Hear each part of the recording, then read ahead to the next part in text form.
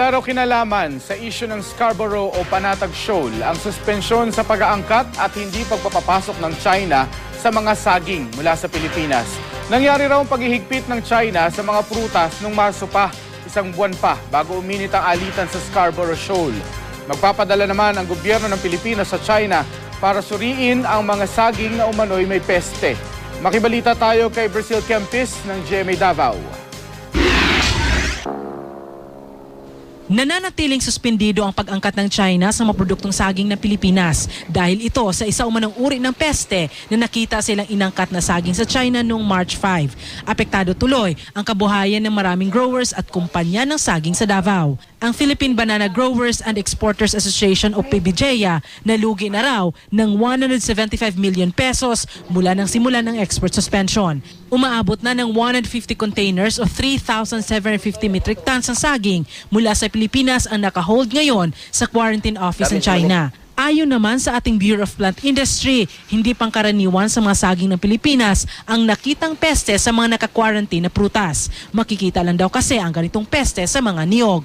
Sa isang press conference na dinaluhan ni Pangulong Noynoy Aquino kaninang umaga sa Davao City, sinabi niya na magpapadala ng grupo ang gobyerno ng Pilipinas sa China para suriin ang mga saging na umano'y may peste. At the same time, kasama po yung imbitasyon naman natin sa kanila para pumunta ng delegasyon dito at i-check po nila yung protocol natin. Ang importante po dito, may prove natin yung ating mga produktong iniluluwas, hindi lang po sa China kundi sa ibang bansa man, na ito po ay wala pong peste.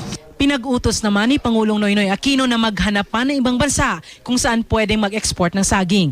Anya, importante na malawak ang pinag-eexportan para di naapektuhan ang industriya sakaling magka-problema sa isang bansa. So yung mga established markets natin halos puno-puno ng saging natin. So ang kailangan ngayon at ang instructions po sa kanila from last year, dagdagan yung mga bansang pinapadala natin. Si Trade and Industry Secretary Gregory Domingo, aminadong malaki ang epekto sa bansa sakaling magpatupad ang total ban ng China sa pag-e-export ng saging. Sa datos ng Department of Agriculture, 60% ng total export ng bansa ay agriculture products at nasa 30 to 35% nito ay saging.